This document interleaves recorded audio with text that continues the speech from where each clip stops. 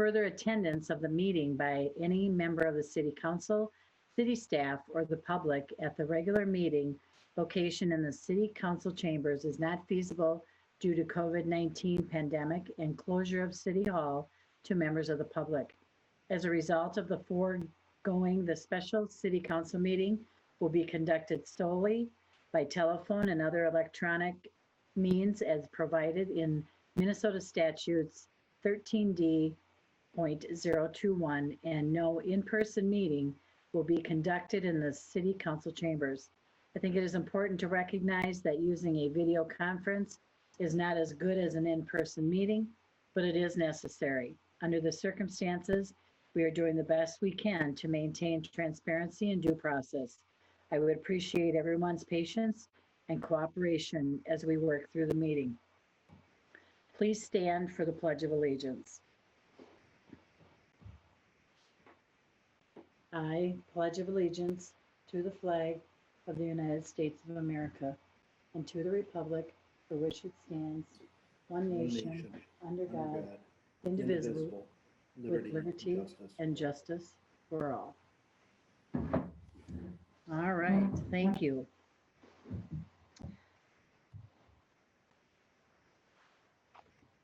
Seeing that this meeting is being held remotely, when I call your name, please indicate your presence. Councilmember Balsonic? Here. Councilmember Brox is absent. Councilmember Fulch is absent. Councilmember Leifeld? Here. Councilmember Lund is at, Councilmember Lund. Hello. Yes, he is present. And Councilmember Vaughn. Yes, here. Okay. Let the roll reflect that council members are present and a quorum has been established with the exception of Councilmember Brox and Councilmember Fulch. Tonight with us, we have Matt Carter, and he is with the Dakota County Historical Society. Welcome, Matt. You're going to give us an update. Welcome. And Mariah is with too.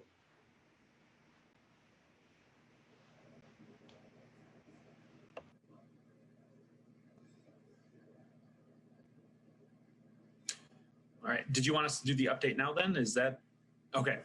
All right. So thank you, Mayor Fassbender, and all the city council and staff. We've enjoyed the last couple of months here. So we're going to give an update. It's been a little while, partially due to COVID. And so we had submitted our packet of information related to the organization. So just an update for those of you that may not have seen that. Our organization, we operate 3 historic sites within Dakota County. And when COVID hit in March, we did close our 3 sites to the public, and all staff worked remotely starting March 16th. And we worked closely with Dakota County IT and other entities to ensure that our staff was able to kind of carry out our day-to-day operations working from home. So with that, we were able to, again, work remotely and continue to meet on a regular basis with our staff and kind of talk about our 3 sites and how those were going to continue operating in the future. With those closures, we did end up having to cancel a number of our presentations. So we still have some events that we tentatively mentioned that they were postponed. Other events that we had to just outright cancel because there's no way we'd be able to host those in person in the foreseeable future.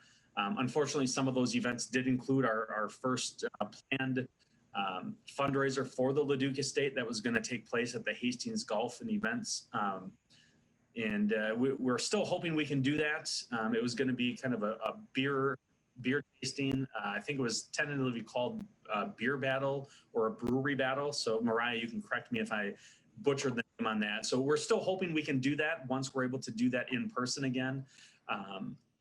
But as we went and proceeded, again, we kept our sites closed from March until July. So of our 3 sites, the Washington Museum in South St. Paul was opened on July 8th to the public. We had a quilt show We followed all social distancing, mask guidelines, everything along those lines. Started to operate at a reduced capacity. So, we're still not to the point where we have to worry about that too much because there's still not too many people that are out venturing into the museums. Most of our researchers that are coming in is the bulk of our attendance at the Washington Museum. We opened the Leduc Estate on July 9th to the public. So we have Mariah, that was mentioned. She will give an update on that. But our Sibley site, it's a Minnesota Historical Society site, and they've decided that most of their sites are going to remain closed throughout this year in this season, which now we're nearing the end of that. So we've been able to do a couple of outdoor sites at Sibley, but bulk of it's been closed to the public.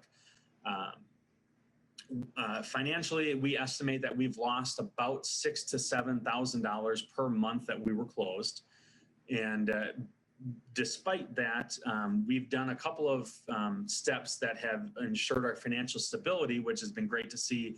We were able to take advantage of some of those PPP loans, and we have all of our submitted information. So hopefully that'll turn into a grant and that'll be forgiven in the end. We also received a Union Pacific Foundation grant, and that was a COVID relief grant that's allowed us to basically take all of our programs that were scheduled for, like our Mendota After Hours, our genealogy programs at the Leduc Estate, some of the history presentations like the Coffee with the General, even our Civil War weekend. We took those and made them virtual. And because of this grant, it allowed us the opportunity to do that. To date, we've had more than 650 people register for those programs. And that's not counting those that registered multiple programs or multiple events. That's just unique registrations. So that's counting each person once. We have at least 30 different states that have been represented, more than 175 cities from across the country. Within Minnesota alone, we've had 89 different cities attend our presentations and 14 from within Dakota County. So even though we haven't been able to do our programs that we're used to, our Mendota After Hours, our genealogy programs, we've actually been able to expand our outreach. We've increased our memberships from these programs. We've actually received, since March, about 45 to 50 new members that weren't renewals. They're just outright new members to our organization because of these programs. So we've been able to, not fully bring back and reach that income level that we had in the past, but we've been able to offset that with these virtual programs that we're able to offer. We also received a Minnesota Humanities Center COVID relief grant. So that grant has allowed us to offset some of our payroll expenses that wasn't covered by the Paycheck Protection Program. Some pending grants that we have out there, and I don't want to jinx us too much, so I'm going to knock on wood. And we have a Minnesota Historical Society grant that we sat through their discussion and review of it, and it's actually been forwarded for funding. And that was a large grant where we would hire, if it goes through the 106 group, and they would come in and they would help us establish a plan to expand the George Daniels exhibit at the Leduc Estate. So right now that exhibit's in the carriage barn, just as you're facing it head on, it's on the left side. We would actually use them, the 106 group, to help us develop that exhibit and take over the entire carriage barn and tell more of George Daniels' story and some of the race relations and the history that we have within the city of Hastings in general too. So it won't just be focused on George Daniels. So we're looking forward to that. And again, it's been forwarded and recommended for funding. Now they just have to get final approval, which most of the time that goes through without any changes. So we're looking forward to that. So as I mentioned, we've been hosting about 30 different presentations. All of them have been virtual. We've done a few of them in person. Like I said, at the Sibley site, we've done some nature walking tours. And then we've also done a few movie events where we turned the sites into an outdoor movie theater. And we had some decent attendance at that as well. So with that, I'll turn it over. That's kind of an overview real quick of just the DCHS organization. And Mariah will go specifically into a little more detail on the Leduc Estate. Thank you. Thank you, Matt. Cool. So for more of a Leduc specific update, during quarantine, as I was working from home, we increased our social media output. So we did different posts that went out daily that were themed for different, like Monday was More Than a House Monday. So we showed pictures of different things on the site or around the site and a description of that. And then we also did for the Love of Art Friday and featured the art that came out of the house and things like that. So those got a lot of attention and people really seemed to like that as far as our followers went. And then we also did, my coworker and I, but we also did a lot of webinars and things to channel into how we are going to update our sites and put out different content or improve what we already have. So some of the ones that I participated in particular had to do with tours. And so we actually are going to be putting out some more themed tours. And I know I've mentioned this in the past at past meetings, but we were supposed to debut a women's themed tour for our Mother's Day tea, which unfortunately we had to cancel, but that's prepared. And then we're in the final stages of tweaking a Civil War themed tour and an architecture tour so that we have more offerings than just the standard tour and hopefully can generate repeat visitors and also just get other people in that maybe wouldn't have come for a standard tour who just want to know about the architecture or things like that. We also we were able to have our Valentine's Day tea. So that was a positive. It happened just before everything shut down. So we could have that. We had 28 people there in attendance, plenty of volunteers to help. We still used Emily's to cater and are hoping to, when we can reopen, continue to use Emily's and other local businesses to do the food for these events. That event was fun though. We incorporated chocolate into different portions of the tea and people really like that. In May and April is normally when we have lots of school tours that come through. And of course, because school was shut down, we didn't have these tours coming, but we did, however, get to do a virtual tour through Zoom with 5 classes of second graders from Pinecrest. So they had their online classes and they were there for, it was a 45-minute presentation. So 30 minutes, we went around the site and the house and we highlighted different things. They got a, it was sort of like an I Spy that I put together and sent out beforehand. So they knew what different items in the house were and what they should be looking for. And then we left some without information that were trigger items. So if they saw them in the room, they were supposed to interact and then we would discuss that too. And it went really well. So we're actually looking to do more virtual tours and to promote the fact that we can do this while people are still doing school remotely.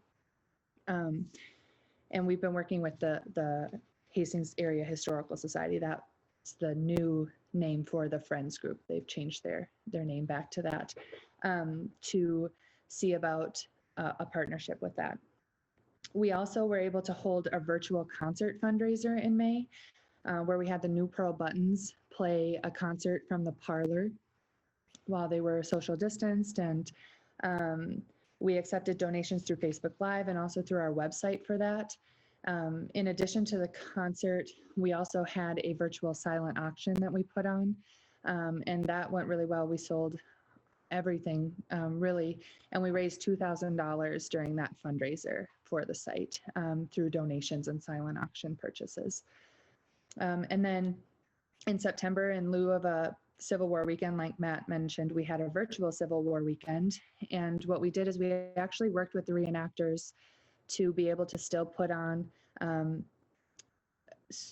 something that was equal to the caliber, even though it obviously can't be because it's not in person. But we had reenactors who actually filmed themselves doing things like the drill marches that people would have been able to see, or shooting demonstrations, gun cleanings, and things like that. Some medical demonstrations. And then we used past videos that we had taken during the event as well, and we posted them hourly throughout the day on a schedule. We also had the Third Minnesota, when they do other events, this is something we were hoping to incorporate this year into our Civil War weekend, but they do a candlelit tour of a Civil War encampment at night. So they still set up their Civil War encampment. They wanted to be able to have it.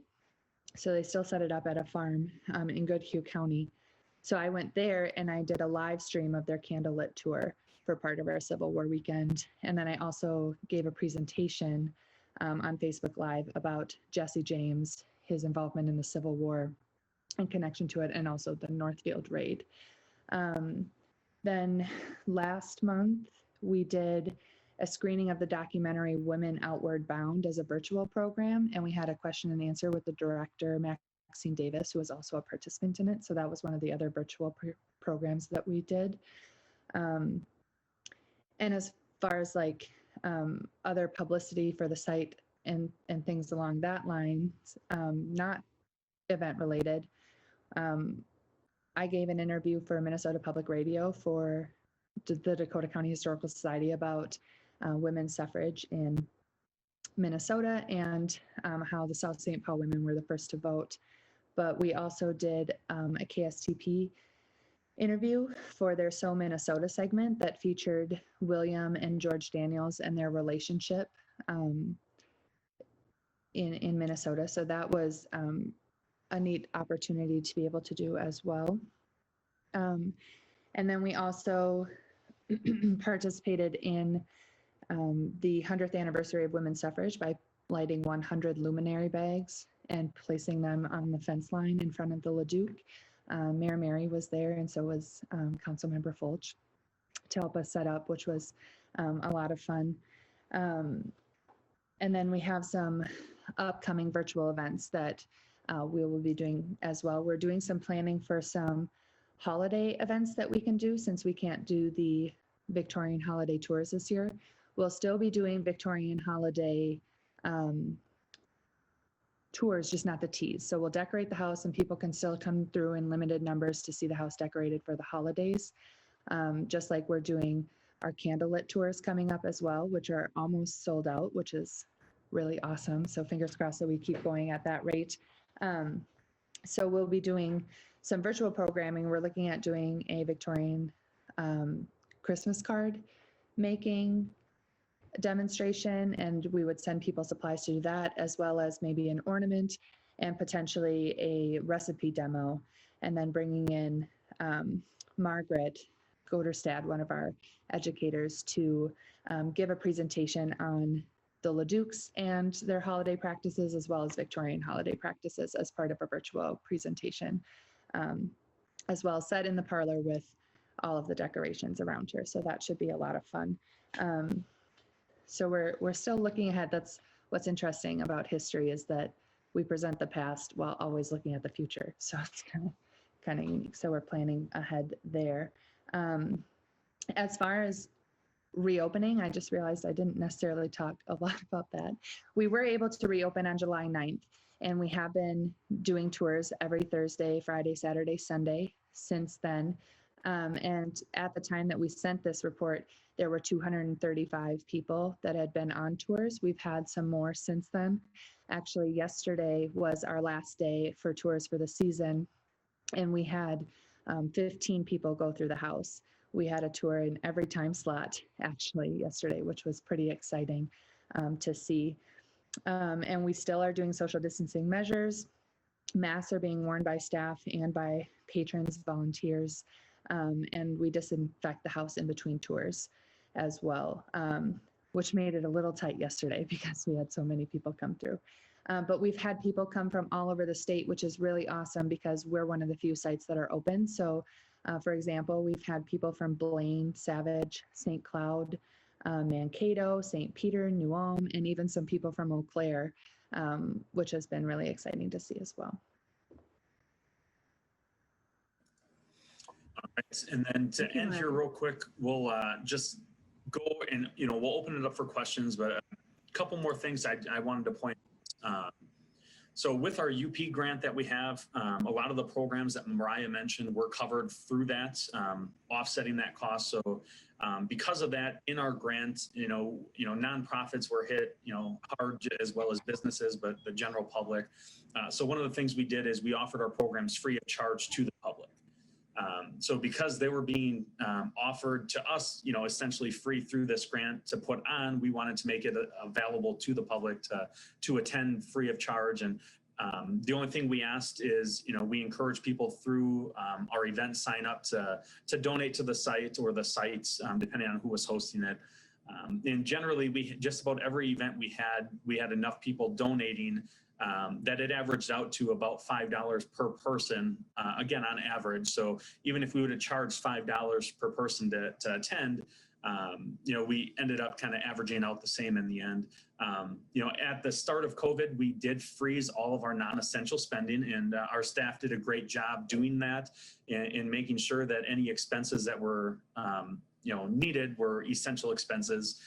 But because of that, we were able to limit the impact that it's had on our organization. So even though our revenue decreased based on what we had projected, our expenses did as well. So in the end, they kind of averaged out.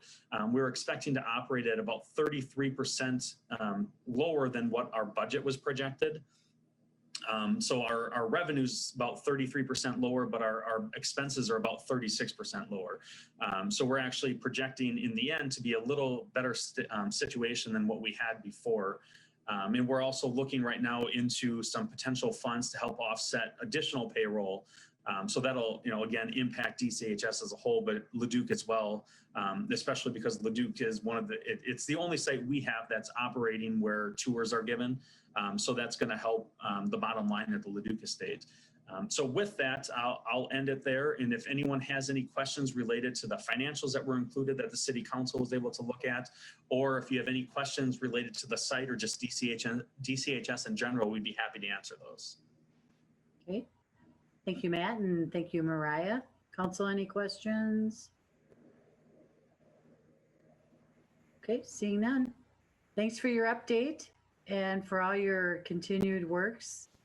It's kind of difficult to try to run a historical site when we're not supposed to be distant, but you have become very, what am I looking for? Can't think of my word. And anyway, thank you for your update. And I lost my word. I don't know. Anyway, thank you and continue to do your job. And I can't wait to see it online for the Christmas tour. That'll be great. Yep, thank you. And thank the staff and the City Council for the support. We appreciate it. Yes. Yes, thank you so much. You're welcome. Okay, also tonight we have a presentation from the recap for the 2020 the Levee Park programming. And with us we have Paige Marshall-Bigler. Welcome, Paige. Thank you, Mayor Mary. I do have a presentation tonight. If I can be enabled to share my screen.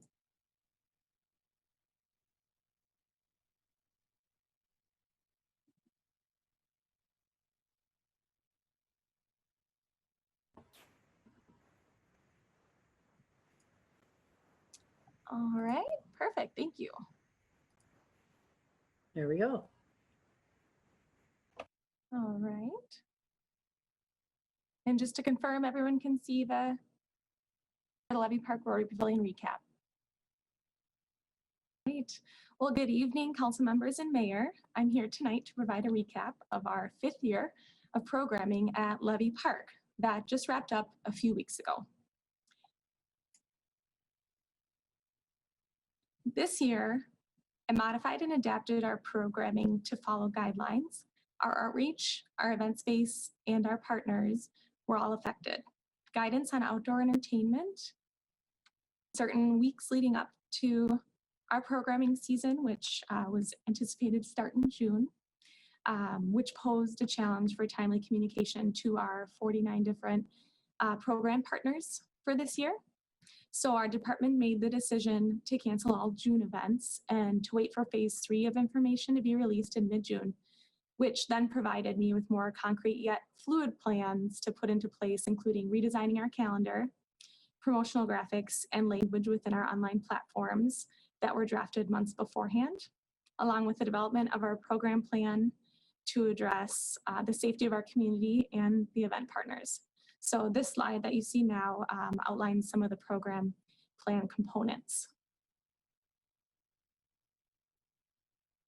So similar to previous years, I utilized our many avenues of communication online and with our local media partners. This year I did not distribute calendars to in person to local businesses. And our calendar wasn't featured in our Rivertown newsletter due to timing. And the Rivertown newsletter is actually one of our top ways people hear about our events when we collect feedback. So we hope to have that calendar featured in 2021 for our Clip and Save Rivertown newsletter for residents to place on their fridge as reminders. Our program attendance this year, despite our missing communications avenues, our attendance for programs were similar to previous years for different series. And you can note here that the programs in the month of June did not take place, and then that identifies the decrease in programming offerings to 25 versus that upper 30s that we typically have for our season at Levee Park. Our offerings this year, we had a variety of offerings similar to most years, a little bit different with additions and then omissions of other programming. So of course we had our movies and our music, which are most attended, and then our performances, our Raptors in the Park, our story walks and story times, Bike with Ranger, and our annual Party in the Park event, which is in celebration of National Parks and Rec Month in July.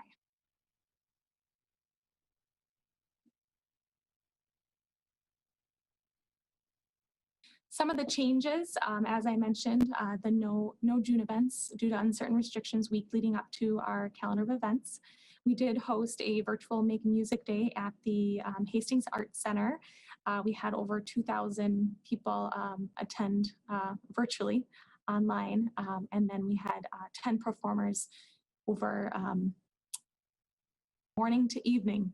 So it was a full day of virtual Make Music Day. Our Music in the Park was scheduled weekly versus twice a month, and that was a direct result from community feedback that we receive each year when we do our surveys and just our authentic communication that we have with people in our park system. And then we did a discontinuation of our fee-based programs, which would be art and fitness, so yoga in the park, CrossFit, painting, due to low attendance over the last few years.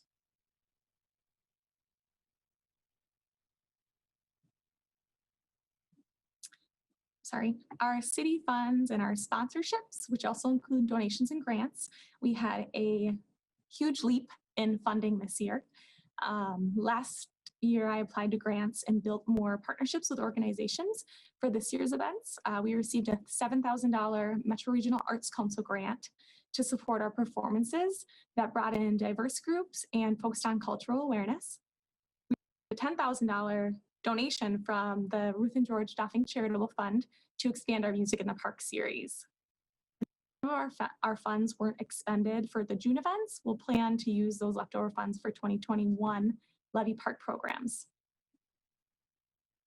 And our highlight this year was by far our expansion of Music in the Park, which consisted of 9 acts and more than 2,000 attendees overall. So we're appreciative of that donation from the Ruth and George Doffing Charitable Fund to make these events happen in Hastings.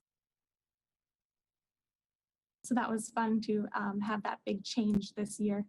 Despite COVID, we had almost at capacity for all of those 9 musical acts. And continuing, we have our programming survey that we put out each year for about 2 weeks. So it does end tomorrow. So I just wanted to share our current responses is over 250. So I want to encourage the public to take our survey to provide feedback. And this survey really does continue to shape our programming offerings that we plan for really starting now for next year. Open and available on our website, our social media pages, and shared by our local media partners, HCTV and KDWA.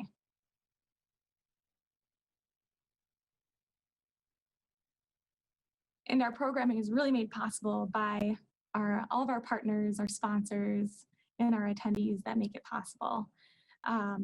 So I want to express my appreciation to our program partners and our sponsors for including, which includes Ardent Mills, Smead Manufacturing, and our donors, including Dakota Electric and the Ruth and George Doffing Charitable Fund, and our community here in Hastings, as well as visitors that continue to express excitement to have these offerings at Levee Park.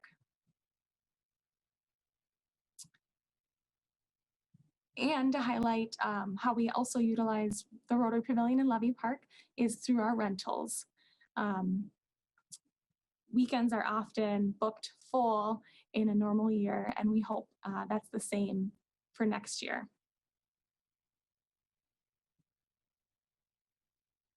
And I can stand for any questions, Council and Mayor. Thank you, Paige. It was a great schedule of activities and heard many, many positive comments. So with that, Councilmember Balsanic. Yes, thank you, Your Honor. Paige, just wonderful. It was such a breath of fresh air to be able to run these programs in the middle of this pandemic, to give people an opportunity to get outside, to go down, to be safe, and such a nice variety of programs as well. Congratulations. You really did a wonderful job. And I'm not surprised, because I've said that, I think, year after year. It's a tremendous asset to have the park so lively throughout the summer.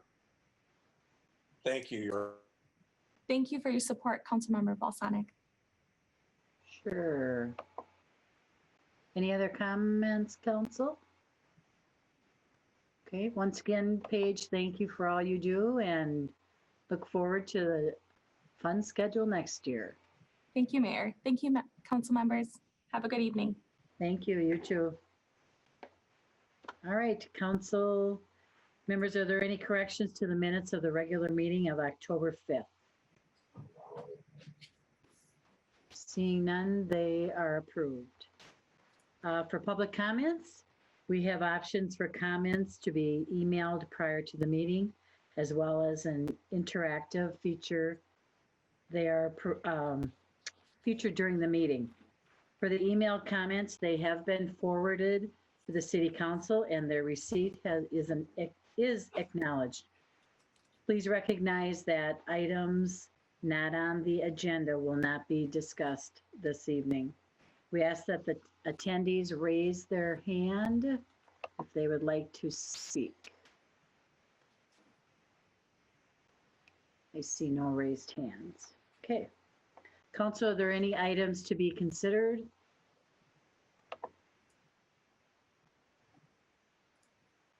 Nope. Okay. Under our agenda, we saw that there was an item on the agenda for the apartment conversion, I'm sorry, and we do not have enough council members, so we are moving that to another evening. So that would be it'll be considered, I don't know when, so that'll be in our future. Council, I would accept a motion to approve the consent agenda. Motion to approve, Your Honor. Councilmember Leifeld, I'll second. Councilmember Balsanic. Any discussion?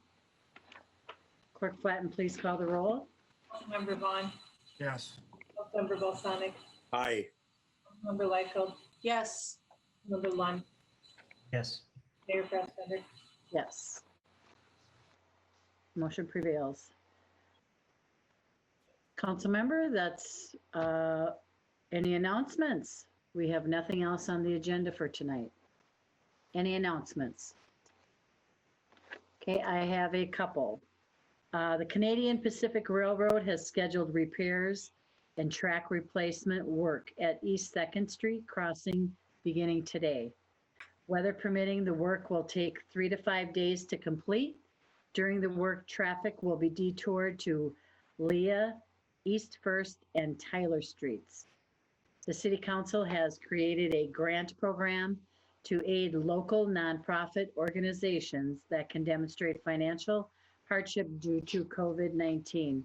Priority will go to organizations that provide human services or public health services such as food delivery, mental health counseling, community outreach, housing assistance, and economic security. First review of applications is October 23rd. Please see the city website for more information. Monday, October 26th, 7 p.m., there will be a planning commission meeting. Tuesday, October 27th, 6 p.m., there will be a public safety committee meeting. Monday, November 2nd, 5:30, city council will have a workshop on Second WAC. And 7 p.m., the city council regular meeting will be after that. Could I have a motion to adjourn? Also move, Your Honor. Councilmember Balsanic, Second. second Councilmember Vaughn.